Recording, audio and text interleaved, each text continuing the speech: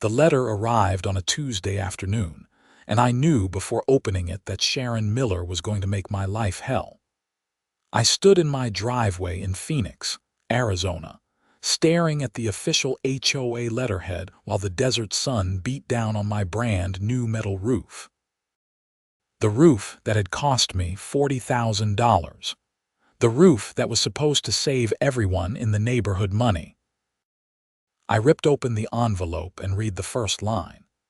Dear Mr. Xavier, it has come to our attention that you have installed a non-approved roofing material on your property at 4782 Desert Vista Lane. My jaw clenched as I continued reading Sharon's typed complaints about how my metal roof violated the community's aesthetic standards, and how I had failed to submit the proper paperwork before installation.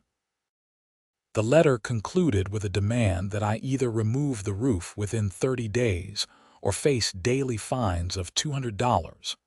My name is Xavier, and I had lived in Sonoran Heights for 3 years. I bought the house right after my divorce, looking for a fresh start in a quiet neighborhood.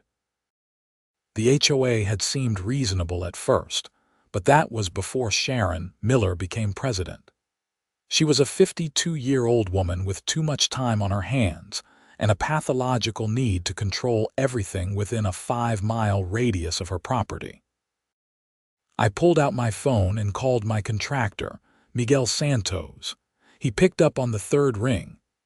Miguel, did you submit those HOA forms for my roof? I asked, trying to keep my voice level. Of course, man. I dropped them off personally at Sharon's house 6 weeks before we started. She signed the receipt and everything. I have copies if you need them. Relief washed over me. Can you email those to me right now? The HOA is claiming I never got approval. Give me 10 minutes. This is not the first time Sharon has pulled something like this. Last year she tried the same thing with the Henderson family when they wanted to paint their house. I thanked Miguel and went inside, cranking up the air conditioning. Even in October, Phoenix stayed hot. I sat at my kitchen table and waited for the email, drumming my fingers on the wood surface. My metal roof had been a significant investment, but it was worth every penny. The standing seam metal roof was rated to last 50 years. It reflected heat, which cut my cooling costs by almost 40%. And most importantly, it was completely fireproof. Arizona had been dealing with increasingly severe wildfires.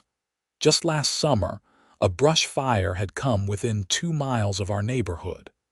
Everyone had been evacuated for 3 days, watching the news and praying their homes would survive. That experience had pushed me to make my house as fire-resistant as possible. The metal roof was the centerpiece of my plan. My phone dinged. Miguel's email arrived with 3 attachments. The original HOA application, Sharon's signature on the receipt, and a copy of the HOA guidelines that clearly stated metal roofing was permitted as long as it matched the approved color palette. My roof was a medium brown that complemented the desert landscape perfectly. I forwarded the email to my printer and gathered the documents. Tomorrow was Wednesday, and according to the HOA bylaws, Sharon held office hours from 2 to 4 in the afternoon. I would be there at 2 on the dot. That evening, I called my insurance agent, Robert Kim. I had gotten a call from him a week after the roof installation, and what he had told me then was about to become very relevant.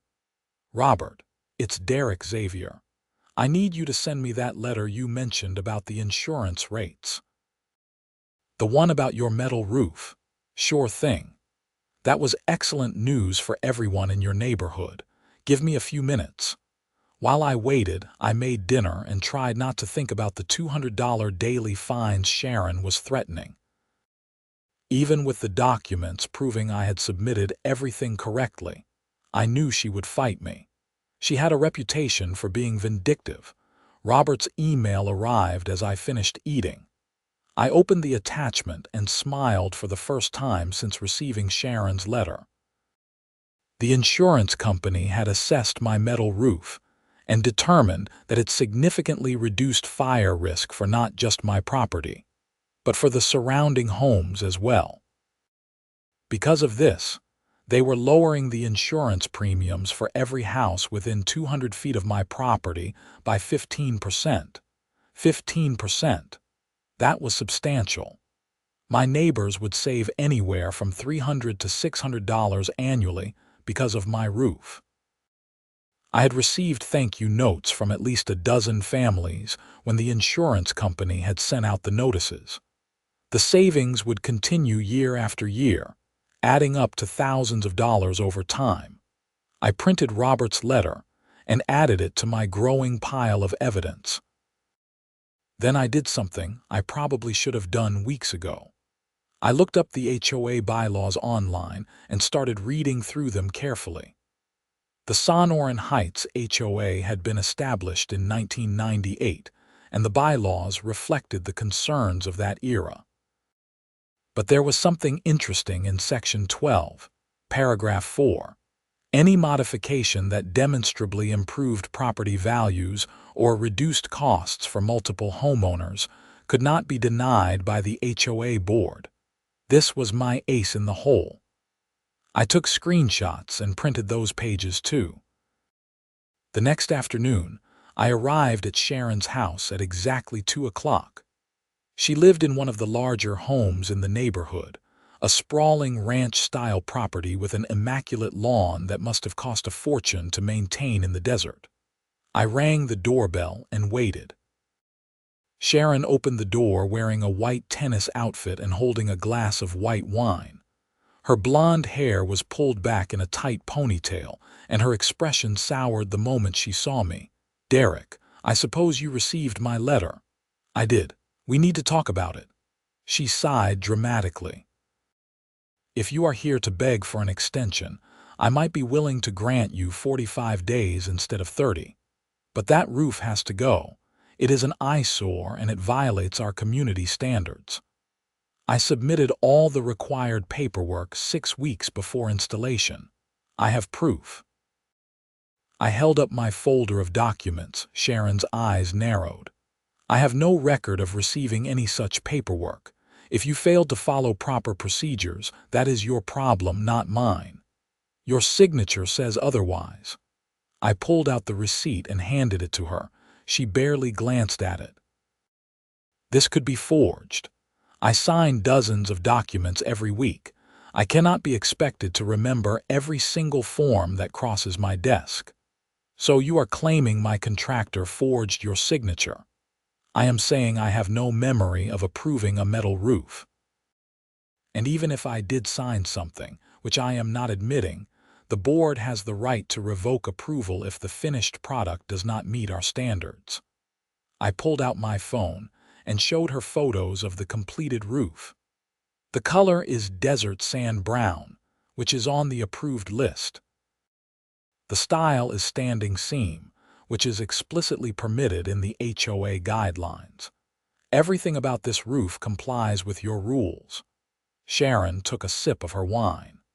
The guidelines give the board discretion to reject any modification that negatively impacts the community's appearance. Your roof is too shiny. It reflects sunlight in a way that is distracting and unpleasant. It is designed to reflect heat. That is the whole point. Then you should have chosen a different roofing material. The fines begin in 30 days, Derek. I suggest you start getting estimates for replacement costs. Traditional shingles are quite affordable these days. My hands tightened around the folder. What about the insurance savings? My roof lowered premiums for 23 homes in this neighborhood. That is irrelevant to the HOA's concerns about aesthetics. Actually, it is not. I pulled out the printed bylaws and pointed to Section 12, Paragraph 4. This section says you cannot deny modifications that demonstrably improve property values or reduce costs for multiple homeowners. My metal roof reduced costs for 23 families. You are legally prohibited from forcing me to remove it. Sharon's face flushed red. That section applies to community-wide improvements like streetlights or landscaping. It does not apply to individual property modifications. That is not what it says. It says any modification. The language is very clear. I wrote those bylaws, Derek. I know what they mean. You wrote them in 1998. I have been on the board since 2003. I know the intent behind every rule in this community. I pulled out Robert's letter. The insurance company estimates that my roof will save my neighbors over $10,000 annually in reduced premiums. Over 10 years, that is $100,000 staying in the pockets of Sonoran Heights residents. You want to fine me for saving people money. Sharon set down her wine glass with enough force that I was surprised it did not shatter. You think you are clever, Don, not you. You think you can just do whatever you want and hide behind technicalities. I am not hiding behind anything. I followed every rule. I submitted the paperwork. I chose approved materials and colors. I installed a roof that benefits the entire neighborhood. You are the one trying to use technicalities to bully me into spending another $40,000. Get out of my house. This is not over, Sharon. You are absolutely right about that. The board meets next Monday at 7. Be there if you want to plead your case. But I am telling you right now, that roof is coming down one way or another. I left her house feeling like I had just gone 10 rounds with a professional boxer. Sharon was not going to back down easily, but I had the law on my side. At least I hoped I did over the next few days. I did my research.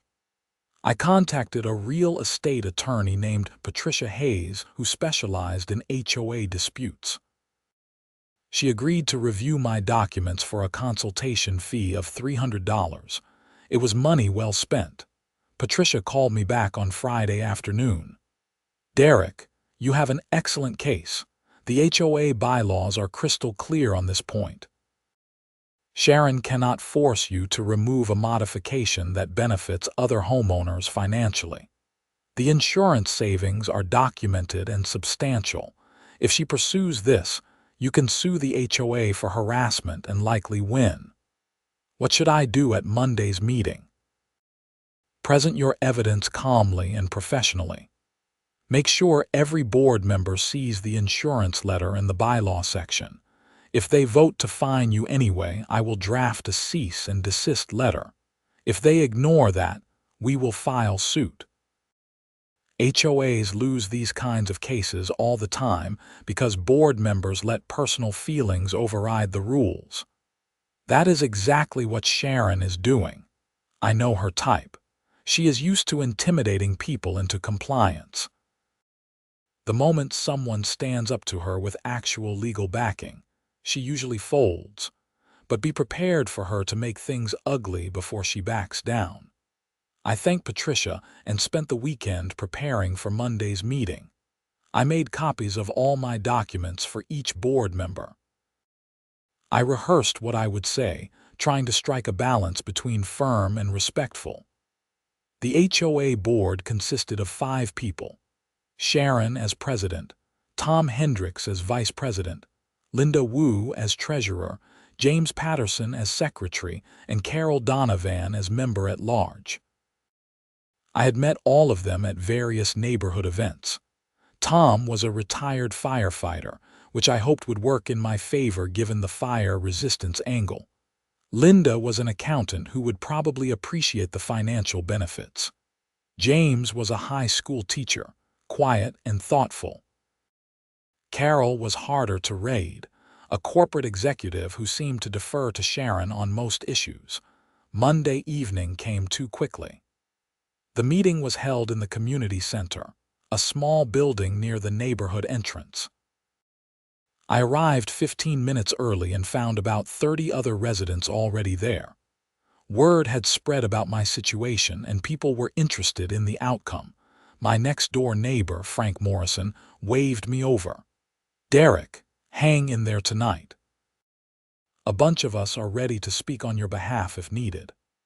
I appreciate that, Frank. Did your insurance go down too? Sure did. $600 a year. My wife and I are planning to use the savings for a weekend trip to San Diego. Your roof is the best thing that has happened to this neighborhood in years. Other neighbors came up to express similar sentiments. The Hernandez family, the Patels, the Johnsons, all of them had seen their insurance costs drop.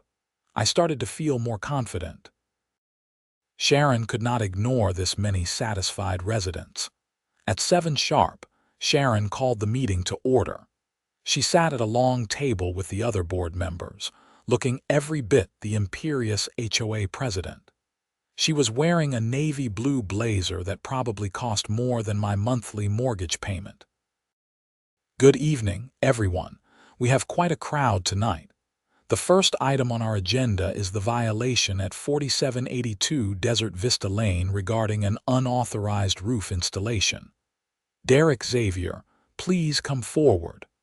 I walked to the front of the room, carrying my folder of documents. My heart was pounding, but I kept my expression neutral. Sharon continued. Mr. Xavier installed a metal roof without proper HOA approval. This violates our architectural guidelines and community standards. Mr. Xavier, do you have anything to say before the board votes on enforcement measures? Yes, I do. First, I did submit all required paperwork 6 weeks before installation. I handed copies of Miguel's documentation to each board member. You will see Sharon's signature on the receipt, dated March 15th. Second, my roof complies with all HOA guidelines regarding color and style. Third, and most importantly, my roof has resulted in substantial insurance savings for 23 families in this neighborhood. I distributed Robert's letter and gave them a moment to read it. Tom Hendricks, the retired firefighter, looked up with interest. This says the insurance company lowered premiums by 15% for homes near yours. That is correct. The metal roof is Class A fire rated, the highest possible rating.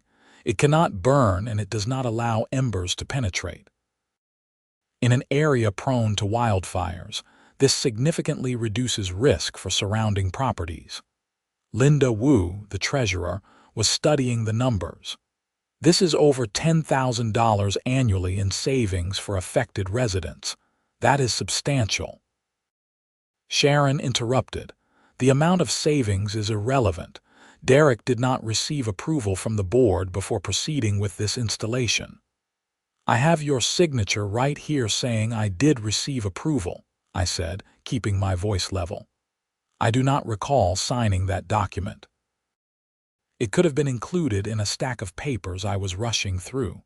The point is, the board as a whole never discussed or voted on this modification.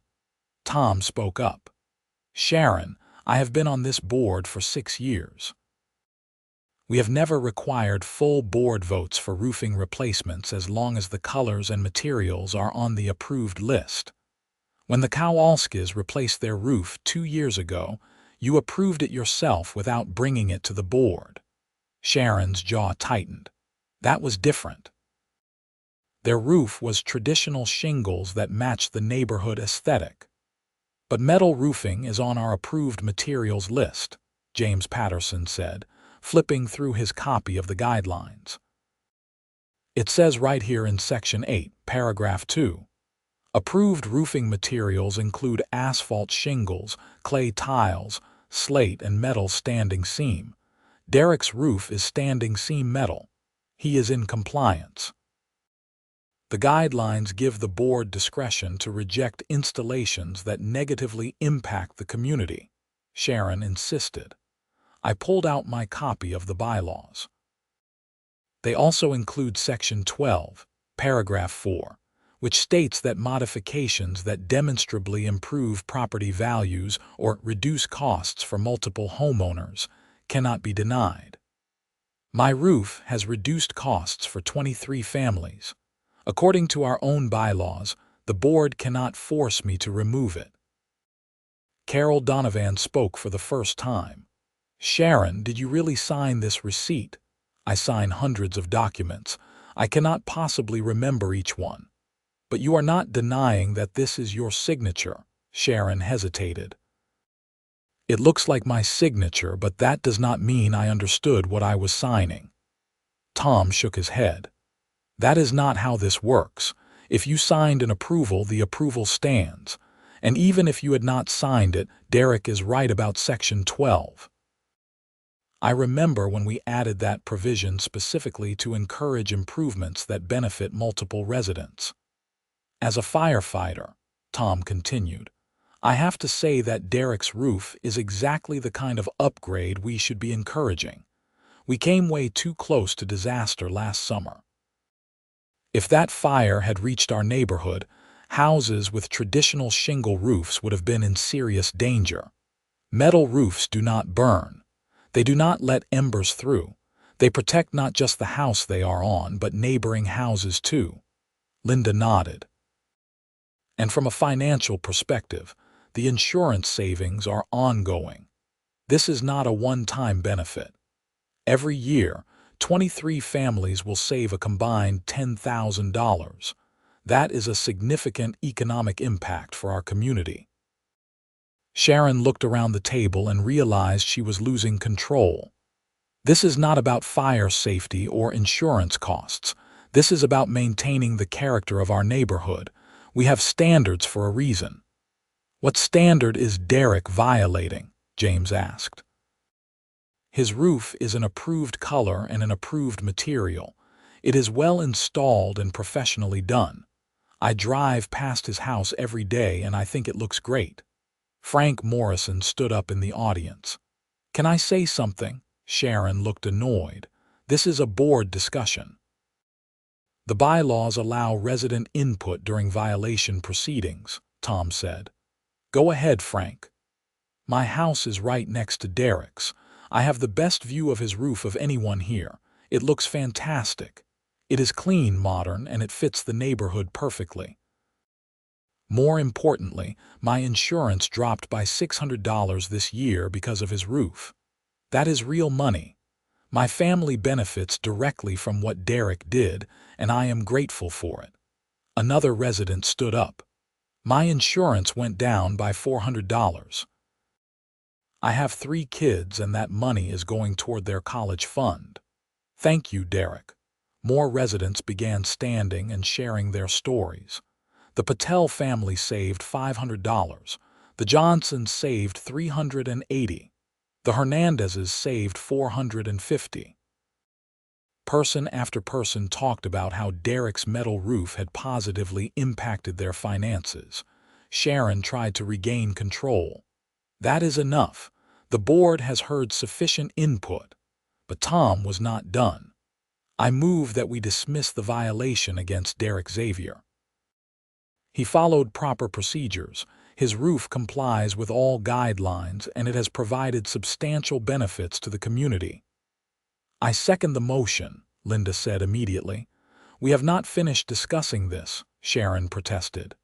Yes, we have, Tom said. All in favor of dismissing the violation. Tom, Linda, and James raised their hands. Carol hesitated, looking at Sharon, then slowly raised her hand as well. 4 votes in favor, Tom announced. The motion passes. Derek, your roof is approved and no fines will be assessed. The room erupted in applause. I felt a wave of relief so strong I had to sit down for a moment. Frank clapped me on the shoulder and other neighbors came up to congratulate me. Sharon sat frozen at the table, her face pale with anger. This meeting is adjourned, she said coldly, then gathered her papers and left without another word. I thought that would be the end of it. I was wrong. 2 weeks later, I received another letter from the HOA. This one informed me that my front yard landscaping violated the community's water conservation guidelines, and I needed to replace 30% of my grass with desert-appropriate plants within 45 days. The fine for non-compliance was $300 per week. My landscaping had not changed in 3 years. This was pure retaliation. I called Patricia Hayes again. Sharon is coming after me for my landscaping now. It is the exact same landscaping I have had since I moved in. Document everything. Take photos with timestamps. Get statements from neighbors about how long your yard has looked that way. This is harassment, and we can use it. I spent an afternoon photographing my yard from every angle. Frank and 2 other neighbors wrote statements confirming that my landscaping had not changed. I gathered my water bills showing that my usage was well within normal limits, but before I could respond to Sharon's letter, something unexpected happened. Tom Hendricks called me on a Saturday morning. "Derek, I need to talk to you about Sharon. Can we meet for coffee?" We met at a Starbucks on Camelback Road. Tom looked tired and frustrated. "I am resigning from the HOA board," he said without preamble.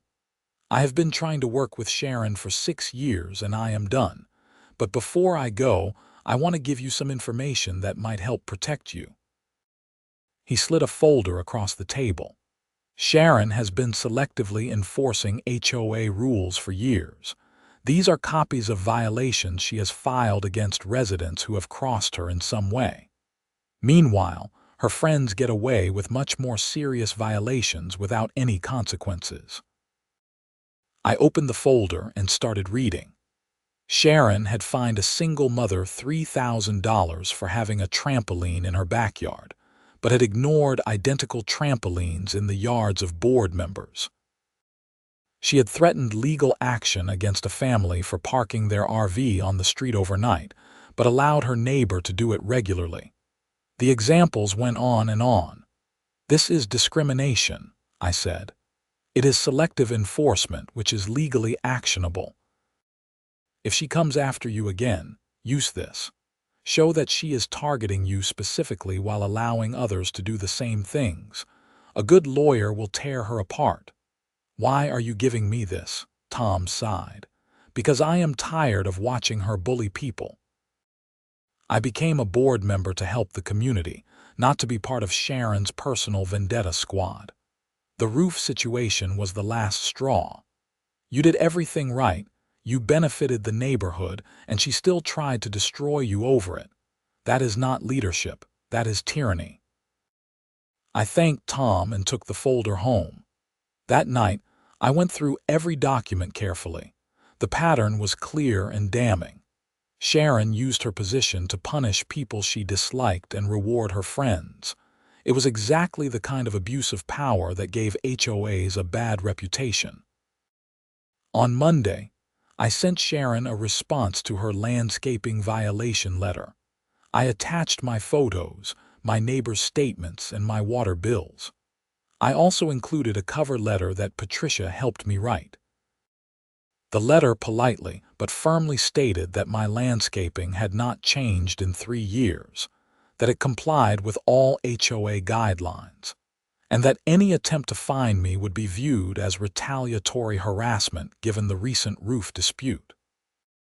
I concluded by noting that I had documentation of Sharon's pattern of selective enforcement and would not hesitate to pursue legal action if the harassment continued. I also sent copies to every member of the HOA board. The landscaping violation notice was quietly withdrawn. Sharon did not contact me again for several months, and I started to relax. Then the neighborhood newsletter came out in January. Sharon had written the president's column, and she used it to complain about residents who were selfishly pursuing their own interests at the expense of community harmony. She never mentioned me by name, but the references to industrial-looking roofing materials and residents who care more about insurance costs than neighborhood beauty made it obvious who she was talking about. The newsletter went to every house in Sonoran Heights, over 200 families. Sharon was using her position to publicly attack me. I had had enough. I called Patricia and asked her to draft a formal cease and desist letter. "We are past cease and desist," Patricia said. Sharon has engaged in a pattern of harassment that includes retaliatory violation notices and public defamation. We should file suit against both Sharon personally and the HOA as an entity. Will that not be expensive? It will be, but I think we can win and recover attorney's fees. More importantly, Sharon needs to be held accountable. If we do not stop her, she will keep abusing her power. I thought about it for a day, then gave Patricia the go-ahead. She filed suit in Maricopa County Superior Court, alleging harassment, selective enforcement of HOA rules, and defamation. The lawsuit asked for actual damages, attorney's fees, and an injunction preventing Sharon from taking any further action against my property. Sharon was served with the lawsuit on a Tuesday morning. By Tuesday afternoon, she had called an emergency HOA board meeting. I was not invited, but Linda Wu called to tell me what happened. Sharon wanted the HOA to hire lawyers to fight your lawsuit, Linda said. She claimed you were attacking the entire community by suing the HOA, but Tom's resignation letter was read at the meeting. He detailed all of Sharon's selective enforcement and abuse of power. Then, Carol produced her own list of residents who had complained about Sharon's behavior over the years. What happened? James moved to remove Sharon as board president. Carol seconded. It passed 3-1, with only Sharon voting against. Then we voted to accept your roof as fully approved and to issue a formal apology for the harassment you experienced. The HOA will not fight your lawsuit. In fact, we are considering filing our own action against Sharon for misusing her position. I sat down heavily on my couch. She is really gone. As president, yes. She is still a resident, but she has no authority over the HOA anymore. James is taking over as interim president until we can hold elections. The lawsuit against Sharon personally moved forward. Patricia subpoenaed HOA records and took depositions from former board members. The evidence of Sharon's misconduct was overwhelming. She had used her position to punish dozens of residents over the years, always targeting people who had challenged her authority or who she personally disliked. In March, Sharon's attorney approached Patricia about a settlement. Sharon would pay me $15,000 to cover my attorney's fees and acknowledge in writing that my roof was properly approved and complied with all HOA guidelines. She would also agree to resign from the HOA board entirely and not seek election to any board position for at least 5 years. I accepted the settlement. I did not need Sharon's money as much as I needed her out of power and unable to hurt anyone else in the neighborhood. The settlement was finalized in April. Sharon put her house on the market a week later and moved out of Sonoran Heights by the end of May. I heard through the neighborhood grapevine that she bought a condo in Scottsdale where there was no HOA at all. The irony was not lost on anyone. James Patterson proved to be an excellent HOA president.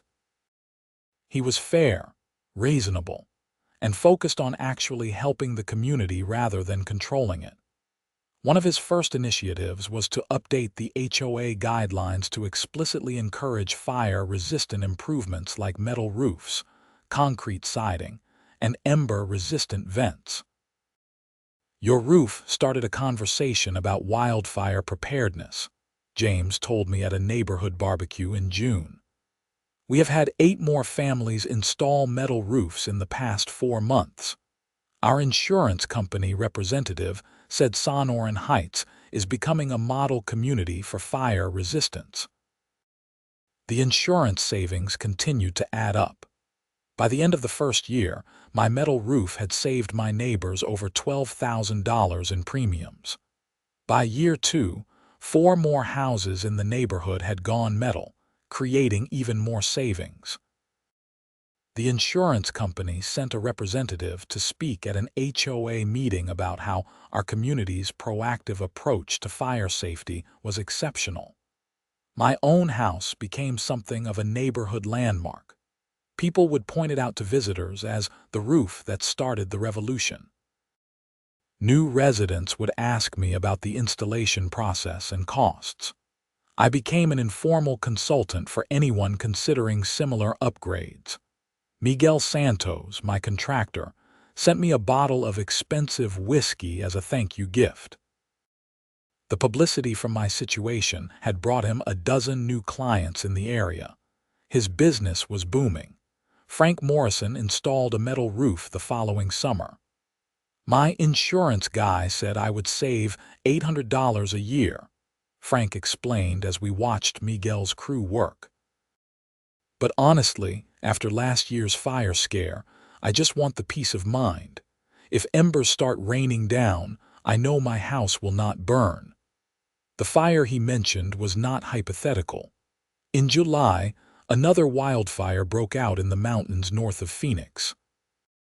This one was bigger than the previous year's fire, consuming over 20,000 acres. The smoke was visible from Sonoran Heights for a week. The fire came within a mile of our neighborhood before firefighters contained it. Every home was evacuated again. We spent 4 days in emergency shelters, watching news updates and praying. When we were finally allowed to return home, there was visible ash on every surface. Cars, yards, roofs, everything was covered in a fine gray powder. My metal roof was coated in it, but underneath, the roof was completely unaffected.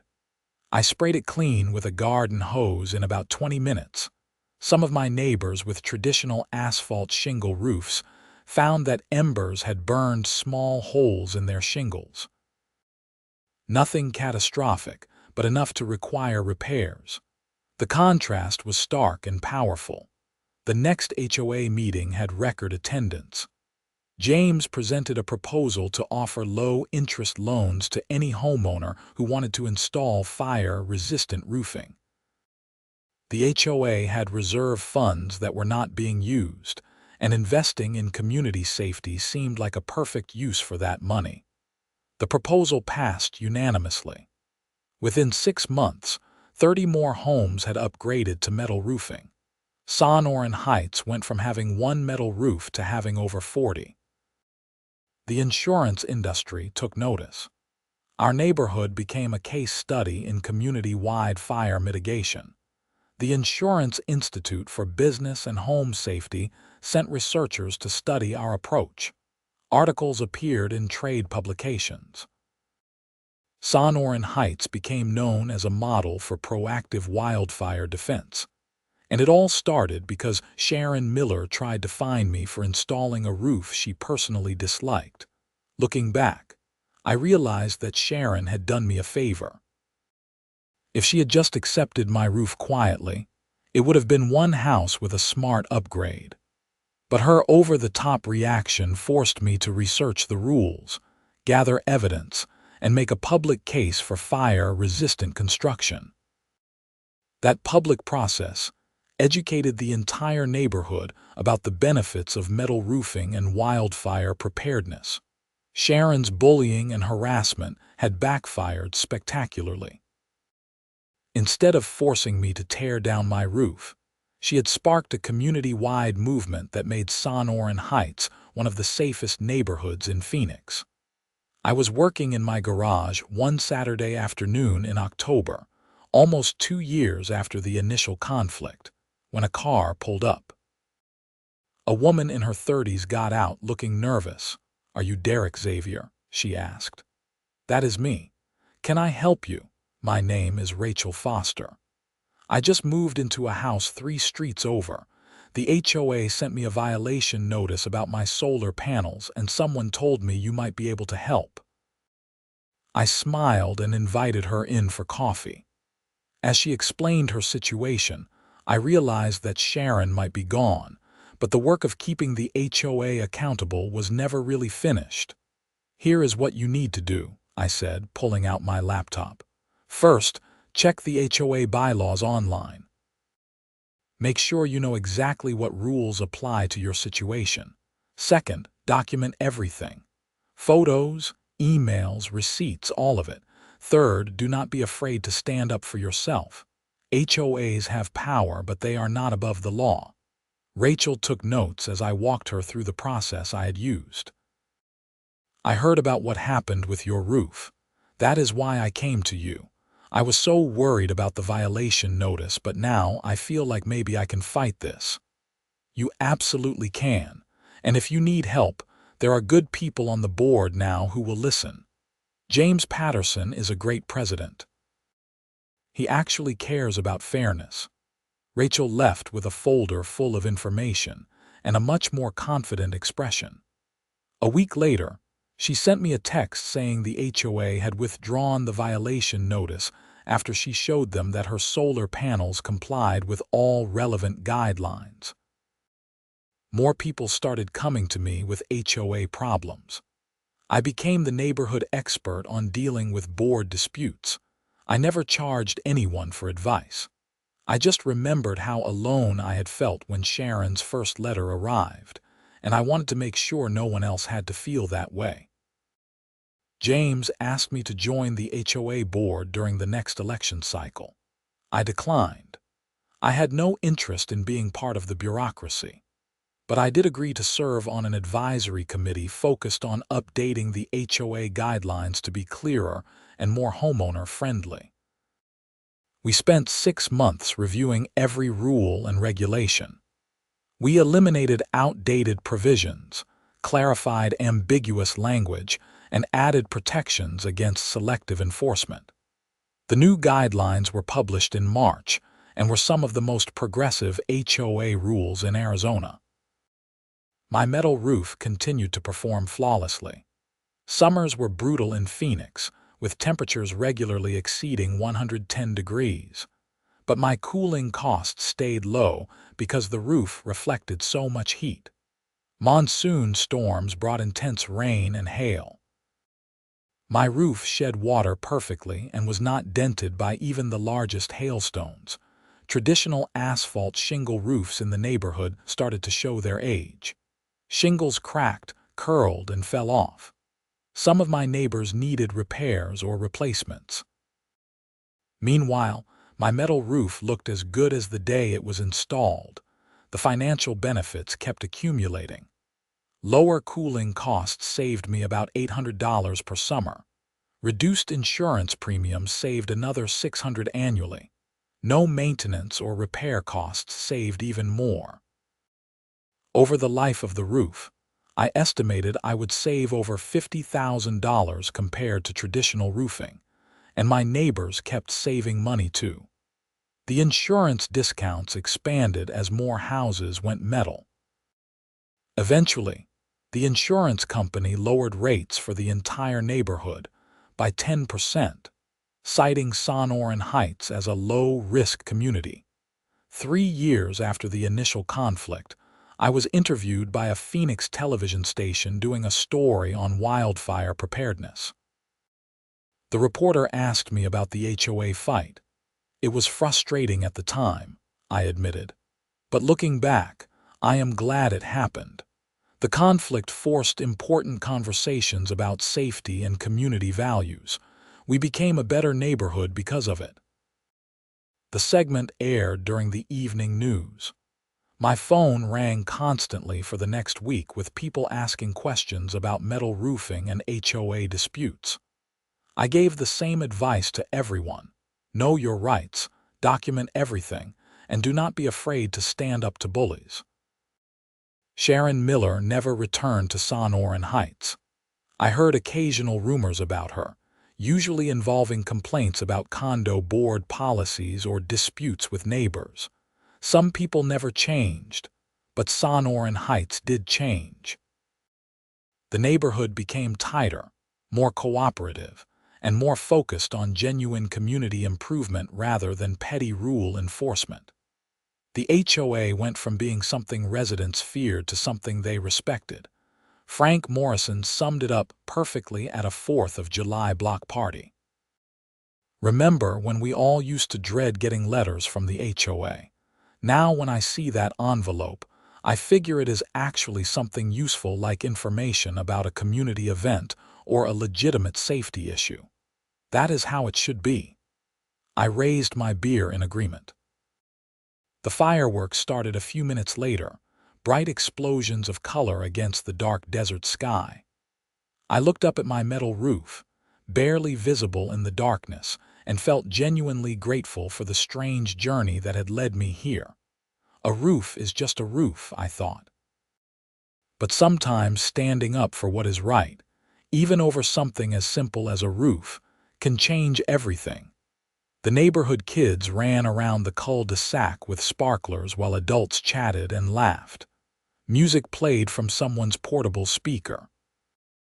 The smell of grilled hamburgers and hot dogs filled the air. It was a perfect summer evening in Phoenix, and I was exactly where I wanted to be. My phone buzzed with a text from Patricia Hayes, my attorney. "Saw you on the news. Nice interview. Hope life is treating you well." I texted back, "Life is good. Thanks for all your help." She responded with a thumbs-up emoji, and I put my phone away. The past was the past. Sharon was gone, the roof was approved, the neighborhood was thriving. There was nothing left to fight about, or so I thought. In August, a new family moved into Sharon's old house. The Thompsons were a young couple with twin toddlers. They seemed nice enough when I met them at a neighborhood welcome party. 2 weeks later, they installed a metal roof identical to mine. I was drinking my morning coffee when I heard the trucks arrive. I looked out the window and saw Miguel's crew unloading materials. I walked over to say hello. "Derek," Miguel greeted me with a huge smile. "Look what you started. This is my 47th metal roof installation in Sonoran Heights." 47. All because you stood your ground 3 years ago. That is incredible, Miguel. The Thompsons specifically asked for the same roof you have. They said when they were house hunting, they looked at your roof and knew they wanted one just like it. Made them feel safer about living in Arizona with all the wildfire risk. I helped Miguel carry some materials, chatting with him about how business was going. His company had grown from 3 employees to 15. He had bought a new truck and was considering opening a second location. "You know what the best part is," Miguel said. "I get to do work that actually matters. I am not just making houses look pretty, I am making them safer. Every roof I install is a family that will sleep better during fire season. That feels good." The installation took 3 days. When it was done, the Thompsons invited me over for a beer to celebrate. "We cannot thank you enough," Mr. Thompson said. "The real estate agent told us the whole story about your fight with the HOA. She said this neighborhood went from being controlled by a tyrant to being one of the best communities in Phoenix. That is why we bought here." "I am glad it worked out," I said. "But honestly, I was just trying to protect my own investment. The community benefits were a happy accident." "Maybe," Mrs. Thompson said, "but you did not back down when it would have been easier to just give in. That takes courage. We want our kids growing up in a place where people stand up for what is right." Their words stayed with me. I had never thought of myself as particularly courageous. I was just a guy who did not want to waste $40,000. But maybe courage was not about being fearless. Maybe it was about being afraid but doing the right thing anyway. The years continued to pass. Wildfire seasons came and went. Sonoran Heights weathered storms, heat waves, and the occasional dust storm. The metal roofs performed flawlessly through it all. The neighborhood became known throughout Phoenix as a model community. Property values increased faster than surrounding areas. Families wanted to live in Sonoran Heights, specifically because of the fire safety measures and the progressive HOA policies.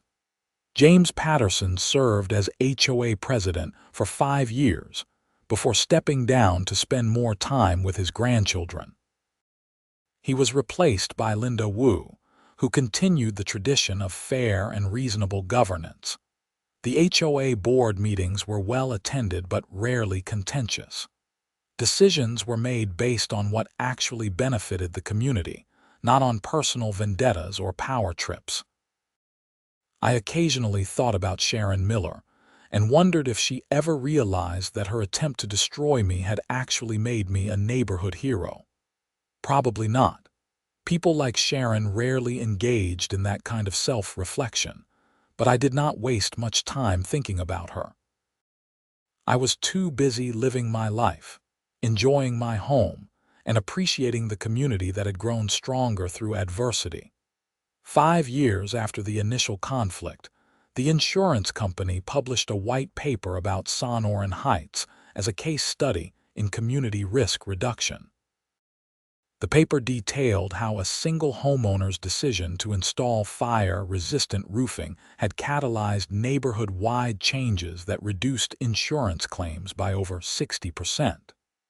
We were literally the safest neighborhood in the Phoenix metropolitan area from a wildfire perspective. The HOA received a Community Safety Award from the City of Phoenix. James and Linda accepted the award on behalf of the neighborhood, but they made sure to mention my role in starting the whole thing. At the award ceremony, a fire chief gave a speech about the importance of proactive fire prevention. Last year, Arizona experienced its worst wildfire season on record, he said. We lost hundreds of homes. But not a single house in Sonoran Heights was damaged, even though fires came within half a mile of the neighborhood. That is not luck. That is preparation. That is a community taking responsibility for its own safety. Every neighborhood in this state should follow their example. The audience applauded. I sat in the crowd feeling proud but also humbled. I had just wanted a good roof. I never intended to start a movement. After the ceremony, several people approached me asking for advice about implementing similar programs in their neighborhoods. I spent 2 hours answering questions and sharing what I had learned. If my experience could help other communities become safer, that was worth a few hours of my time. One man, a board president from a neighborhood in Tempe, was particularly interested. How did you deal with the resistance? He asked. We have homeowners who complain about every little change. I cannot imagine getting approval for something as dramatic as replacing all the roofs. You do not replace them all at once, I explained. You start by making sure your rules do not prohibit fire-resistant materials. Then you educate people about the benefits. Most importantly, you lead by example. When people see real results, actual cost savings and safety improvements, they come around. And if they do not come around, then you make sure you are following the rules and you stand your ground. Bullies back down when you show them you will not be intimidated. Sharon Miller tried to destroy me with fines and harassment, but I had the law on my side. Eventually, she lost. The man thanked me and promised to start working on similar initiatives in his neighborhood. I gave him my email address and told him to reach out if he needed help. Driving home that night, I reflected on how much had changed since that Tuesday afternoon when Sharon's letter arrived. My entire life trajectory had shifted because of a roof. I had become an accidental activist, a neighborhood leader, and a voice for homeowners dealing with overzealous HOAs. But more than that, I had learned something important about community. Real community was not about enforcing arbitrary rules or maintaining appearances. It was about people working together to solve problems and improve everyone's quality of life. It was about standing up for what was right even when facing opposition. It was about turning conflict into opportunity. Sonoran Heights had become that kind of community, and I was proud to be part of it. My metal roof gleamed in the moonlight as I pulled into my driveway. 45 more metal roofs gleamed alongside it throughout the neighborhood. Each one represented a family that had chosen safety over convention, substance over appearance, protection over aesthetics. I went inside and poured myself a whiskey, the good stuff Miguel had given me years ago. I had been saving it for a special occasion, and tonight felt like the right time. I raised my glass in a silent toast, to standing up for yourself, to fire-resistant roofing, to neighborhood solidarity, to the defeat of petty tyrants, to everything that had come from one man's decision to install a metal roof and refuse to back down. The whiskey was smooth and perfect. I sat on my back patio watching the stars and feeling genuinely content. The air was cooling as evening settled over the desert. Somewhere in the distance, a coyote howled. This was home. This was safety. This was community done right, and it had all started with a letter from an HOA president who thought she could bully me into tearing down my roof. Sharon Miller was wrong about many things, but she was especially wrong about me. I was not someone who rolled over when threatened. I was someone who fought back with facts, documentation, and an unwavering commitment to doing what was right. That commitment had paid off in ways I never could have imagined. My initial investment of $40,000 in a metal roof had saved me tens of thousands in operating costs. It had protected my home from fire risk. It had lowered insurance premiums for dozens of families. It had sparked a neighborhood-wide movement toward safety and preparedness. Most importantly, it had helped remove a corrupt HOA president and replace her with leaders who actually cared about the community's well-being. Not bad for a roof. I finished my whiskey and went inside, locking the door behind me. Tomorrow would bring new challenges, new opportunities, new chances to make a difference. But tonight, I would sleep well under my fireproof metal roof, knowing I had done something good. The story could have ended differently. If I had given in to Sharon's demands, I would have wasted $40,000 removing a perfectly good roof and installing an inferior replacement. Sharon would have remained in power, continuing to bully and harass residents. The neighborhood would never have embraced fire-resistant construction. Insurance rates would have stayed high, but I had not given in. I had stood my ground, done my research, gathered my evidence, and fought back. And in doing so, I had changed everything. Sometimes the smallest acts of resistance lead to the biggest changes. Sometimes refusing to back down from a bully creates ripples that spread far beyond the initial conflict. Sometimes a roof is more than just a roof. It is a symbol of safety, a catalyst for change, and a reminder that ordinary people have the power to stand up to those who abuse authority. I turned off the lights and headed to bed, already looking forward to whatever tomorrow would bring. The metal roof over my head made a soft pinging sound as it cooled in the night air, expanding and contracting with the temperature change. It was a sound I had grown to love, a reminder of the day I had installed it and everything that came after. Sharon Miller wanted to fine me $200 a day for that roof. Instead, it became the best investment I ever made. Not just financially, though the savings were substantial, but in terms of standing up for myself, protecting my community, and proving that homeowners do not have to accept abuse from power-hungry HOA boards. The next generation of Sonoran Heights residents would grow up in a safer neighborhood because of the choices made during that conflict. They would never know how close we came to remaining under Sharon's thumb. They would simply enjoy the benefits of living in a fire-resistant community with reasonable HOA governance. And that was exactly how it should be. The best victories are the ones that create lasting positive change, not temporary triumphs. The roof was my legacy to this neighborhood, and I was at peace with that. Sleep came easily that night, as it always did under my metal roof.